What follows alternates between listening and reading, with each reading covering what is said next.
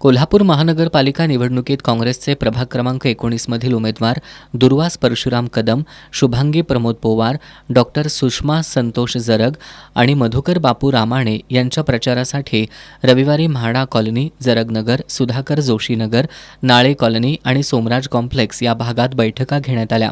यावेळी बोलताना आमदार सतेज पाटील यांनी काँग्रेसनं शहरात राबवलेल्या विविध विकास योजनांची माहिती दिली। तसंच सत्तेत आल्यानंतर शहरासाठी राबवण्यात येणाऱ्या योजनांचाही आढावा घेतला। माझ्यावर कितीही टीका होऊ देत, माझं दायित्व कोल्हापूरच्या जनतेशी आहे। कोल्हापूर कसं तुम्ही म्हणशीला तसं या संकल्पनेनुसार जनतेच्या सूचनांमधूनच कोल्हापूरचा चेहरा मोहरा बदलणार असल्याचा विश्वास आमदार सतेज पाटील यांनी व्यक्त केला।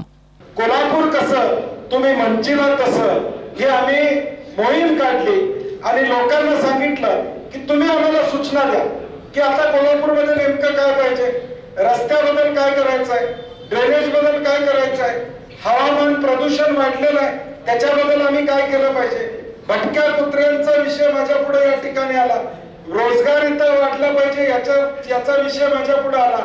आज मी हे मागतोय, कोल्हापूरकरांच्याकडनं सूचना मागतोय, कारण की माझा 7 तारखेला जाहीरनामा ज्यावेळी येईल त्यावेळी तुम्ही लोकांनी सांगितलेल्या गोष्टी या जाहीरनाम्यामध्ये असणार। मी घरात बसून जाहीरनामा करू शकलो असतो, मला काय अवघड नव्हतं, रस्ते चांगले केले जातील, अमुक तमुक केलं जाईल, परंतु मी तुमची इन्व्हॉल्वमेंट का केली आहे, कारण माझं दायित्व तुमच्या बरोबर आहे, तुमचा अधिकार माझ्यावर आहे, माझा अधिकार तुमच्यावर आहे। तुम्ही मला सांगितलं पाहिजे की तुला मत टाकल्यावर 5 वर्ष तुझी सत्ता आल्यानंतर आम्हाला नेमकं तुझ्याकडून काय पाहिजे हे तुम्ही सांगितलं तर तशा पद्धतीचा जाहीरनामा आम्ही करणार।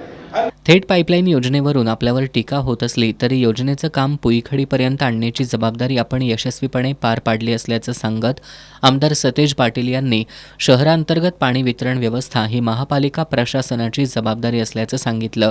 वितरण व्यवस्थेतील 12 टाक्यांच्या कामाचा ठेका भाजपचे मंत्री सुरेश खाडे यांच्या मुलाला देण्यात आला असून हे काम अद्याप अपूर्ण असल्याचं सांगत आमदार सतेज पाटील यांनी महायुतीकडून जनतेची फसवणूक केली जाते असा आरोप केला। कोल्हापूरला आश्वासन दिलं होतं, थेट पाईपलाईन आम्ही आणली, पुईखडीपर्यंत थेट पाईपलाईनचं पाणी आणलं।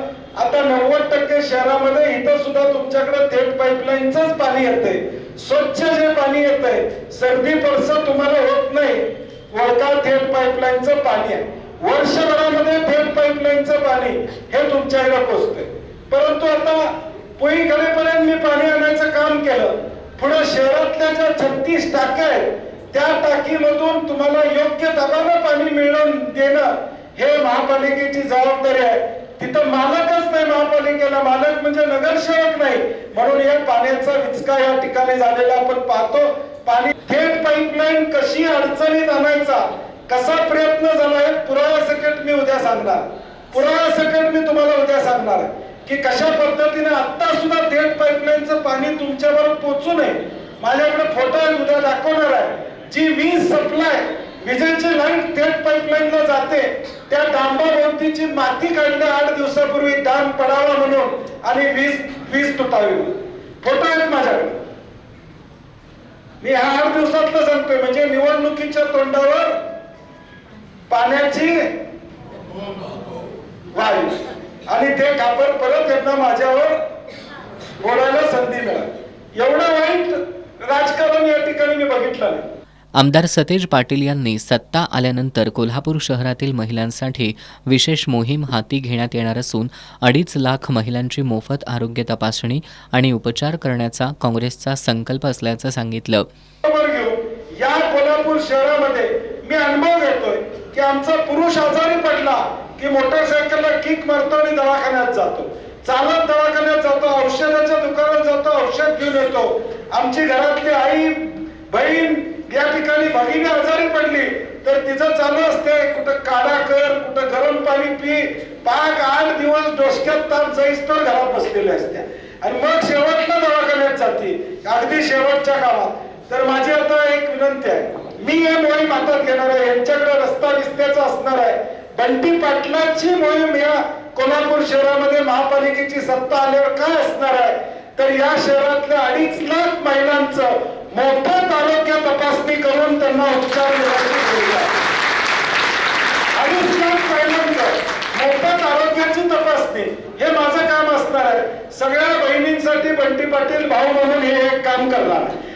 यावेळी उमेदवार दुर्वास कदम, मधुकर रामाणे, वैभवी जरग यांच्यासह स्थानिक कार्यकर्त्यांनीही आपली मनोगतं व्यक्त करत काँग्रेसच्या उमेदवारांना पाठिंबा देण्याचं आवाहन केलं.